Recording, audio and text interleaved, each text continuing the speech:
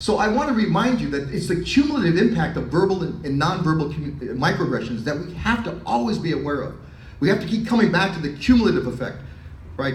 And the people who criticize this work never focus on the cumulative effect, right? They focus on the one-offs, or just one example, not the cumulative examples that people of color experience.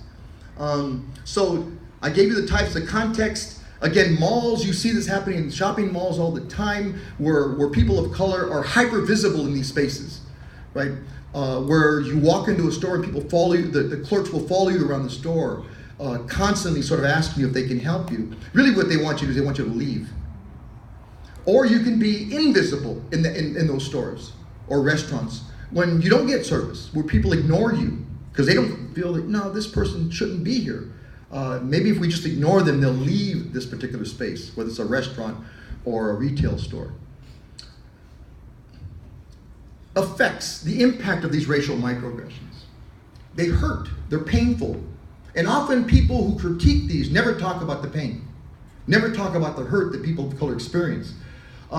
They get you angry and stressed. As our colleague at the University of Utah, William Smith, says, racial battle fatigue begins to set in. You doubt yourself. The imposter syndrome. When are they going to find out I don't belong here? Right? When's that going to happen? It affects your academic performance. Trauma. More and more people are talking about trauma and the traumatic effect of these everyday forms of racism. And finally, we're finding out more and more that these everyday forms of racism have a health outcome. Right? I can go into an example, but I won't. I just got my 5-minute. One of my doctoral students is looking at the physiological effects of everyday racism on African American male students at a university on the East Coast and a university on the West Coast that remain unnamed. But poor health outcomes is a really important part of this work. If you want to look at some of this work and read some of this work, this is another resource for you. It's Presumed Incompetent. It's a book that came out 2 years ago. The subtitle is called The Intersection of Race and Class for Women in Academia. And here you have about 27 or 28 stories of women's experience inside the classroom with these everyday forms of racism and sexism, right? Or at the intersection of race and gender. It's an amazing sort of, unfortunately, I mean, these stories are painful, but again, people are they're testifying about what they experience in the everyday, and we have to honor that testimony. It's a 400 or 500 page book, and I hope you buy it and read it and can use it. But if you have to look at one chapter, look at chapter 30, because chapter 30 is titled "Lessons from the Experience of Women of Color Working in Academia." And I think you might start there, but my sense is you'll go back and start to read the 27 stories of these women's experience in the academy. Responses. How do we respond to racial microaggressions? We deny them. Often we say they just don't exist. We've heard that from our research. You police yourself. You don't go to those stores anymore. You don't go to those restaurants anymore. You don't go to particular places on campus any longer. You want to prove them wrong. I'm going to prove that stereotype of Mexicans wrong, or Latinos wrong, or Latino females wrong. You resist, you push back, you fight back.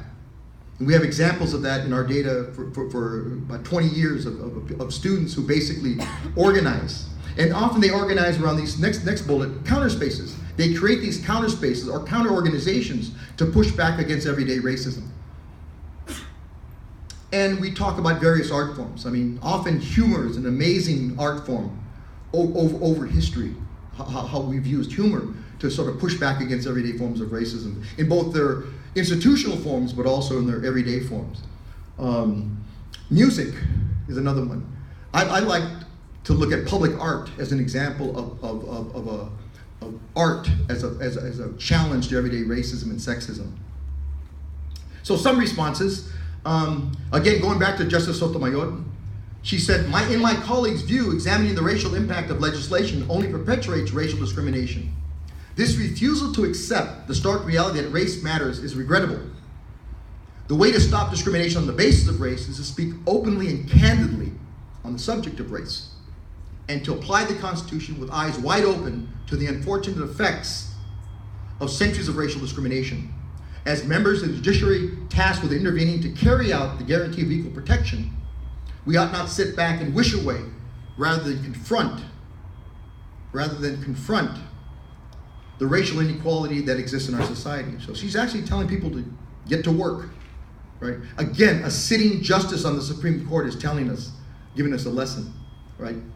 Again, I'm going to reinforce, we have to continue to look at the cumulative effect of the types, the context, the effects, and the response of racial microaggressions. So what can we do? Go back to Chet. Chet basically told us the black, and I would argue people of color, in this particular case, Latinos and Latinas, must be taught to recognize microaggressions and construct his, and I would add her future, by taking appropriate action at each instance of recognition. So recognition and action. But what we're arguing is that recognition is an important first step, but we have to do more research on the second intervening step, which we call critical reflection, right? Sometimes just reaction without thinking can get you in trouble, right? So that critical reflection piece, I think, is really, really important, and we're starting to think about that more and talk about that more and engage with folks about that more, which then leads to appropriate action. Again, what can we do? Acknowledge our own racial history and how we view ourselves and others. So getting back to the ethnic studies piece, I think that's been really, really helpful when I talk to students.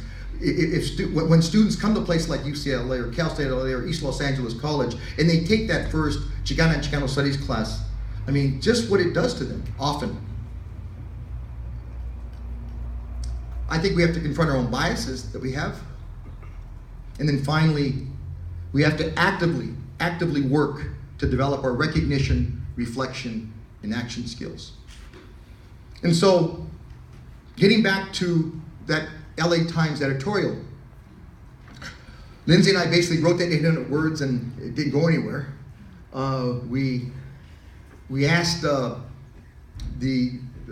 and the editorial staff here if they would accept a policy brief, and I'm not even sure if it's a policy. I guess it's a policy brief, but that's what this is, right? This is the response of the LA Times, and we're going to try to get this policy brief on racial microaggressions, what they are, what they're not, and why they matter, out to as many people as we can, and engage in this discussion, and more important, engage in action around these issues, at wherever you find yourself having to deal with these issues. So, thank you.